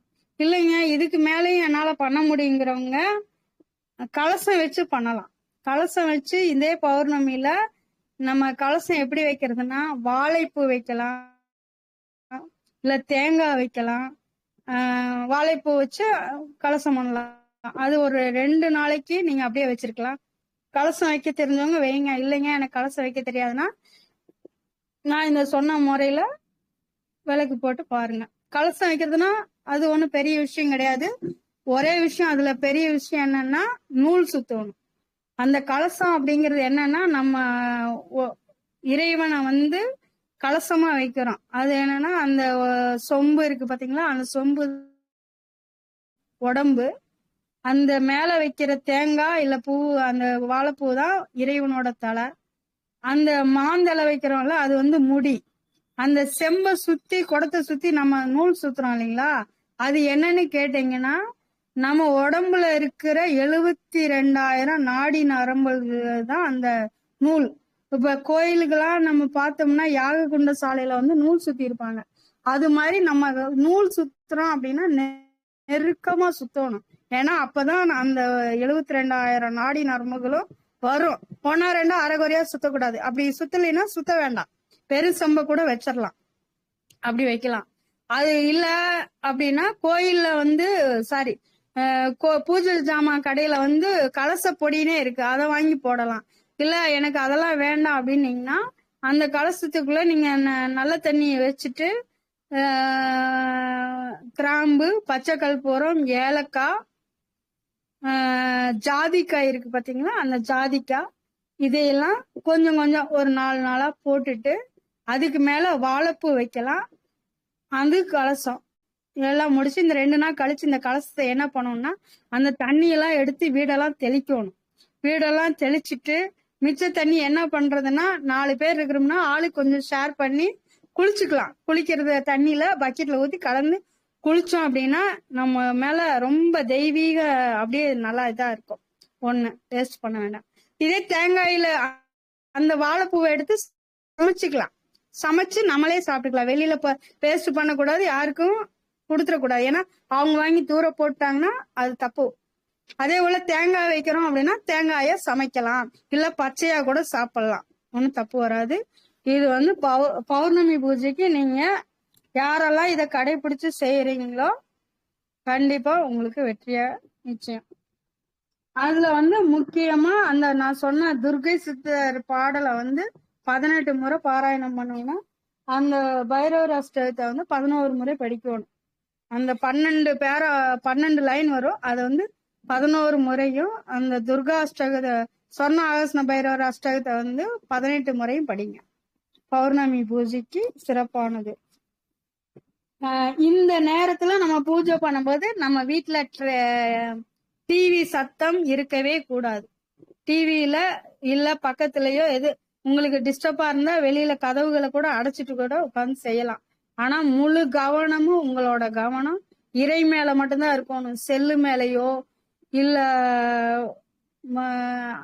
டிஃபன் பண்ணணுமோ இல்ல டிவில சீரியல் போச்சோ இந்த மாதிரி மத்த எண்ணங்களையெல்லாம் விட்டுட்டு நான் இதுல வந்து வெற்றி அடையணும், என்னோட குறிக்கோள் இது அப்படின்னு ஒரு நிர்ணயம் பண்ணிக்கிட்டு செஞ்சீங்கன்னா கண்டிப்பா 100% உங்களுக்கு ஒரு துளி 1% கூட குறைவில்லாம அதுக்கு மேலமே நிறைவை கொடுப்பாரு இந்த பைரவர் பூஜை. நன்றிங்கம்மா. சந்தேகம் இருந்தா கேட்கலாங்கம்மா. இன்னொரு சிறப்பு ஒண்ணு, இவருக்கு வந்து நைட்ல வந்து சில கோயில்ல வந்து நீங்க போனீங்கன்னா பார்க்கலாம். என்னன்னா உதிரம் சொல்லுவாங்க, ரத்தம் இல்லையா, பூஜை பண்ணுவாங்க. இப்ப காசில எல்லாம் அந்த வெந்த சாம்பல் எடுத்து சாமிக்கு அதே மாதிரி நம்ம திருச்சி காவேரி கரை இருக்கு பாத்தீங்களா, அது அந்த சத்திரம் பஸ் ஸ்டாண்ட் அது பக்கத்துல இருந்து ஒரு பாலம் போகும் அந்த பக்கம் ரோடு, பைபாஸ் ரோட்டுக்கு அந்த இடத்துல வந்து ஒரு சுடுகாடு இருக்குது. நான் நிறைய டைம் பார்த்திருக்கிறேன். கரெக்டா தேய்விர அஷ்டமி அன்னைக்கு அந்த கோயில்ல சாயந்தரம் அந்த அஷ்டமி பூஜை பண்ணும்போது ஒரு பொணம் வந்து எரியும். அந்த பொணத்தோட புகையும் அங்க போகும். கடைசியில அந்த இடத்துல அந்த சாம்பலை வச்சுதான் அங்க பூஜை பண்றாங்க. அது ஒரு பெரிய சிறப்பு காசியில மாதிரியே. இன்னொன்னு வந்து நிறைய பைரவர் கோயில்ல அபிஷேகத்தப்ப உதிரம் அபிஷேகம் சொல்லுவாங்க. அதாவது உதிரம்னா ரத்தத்தை எல்லாம் பண்ண மாட்டாங்க, அதனால குங்குமத்தை கலக்கி அபிஷேகம் பண்ணுவாங்க. அந்த அபிஷேகம் பண்ணும்போது அந்த குங்குமத்தை வாங்கிட்டு வந்து நம்ம வச்சுக்கிட்டு வந்தாலே நமக்கு பல நன்மைகள் உண்டாகும். இன்னொரு விஷயம் என்னன்னா, இவ்வளவு நேரம் நீங்க கேட்டதுல நீங்க யாரெல்லாம் வந்து பைரவர் பூஜை பண்றீங்களோ அந்த பைரவரோட பூஜை நீங்க பண்றீங்க அப்படின்னாலே உங்களுக்கு எதிரிகள் இருந்தாங்கன்னா ஆட்டோமேட்டிக்கா அவங்களே விலகிடுவாங்க. நீங்க வந்து நான் பூஜை பண்றேன்னே சொல்ல வேண்டியது இல்ல.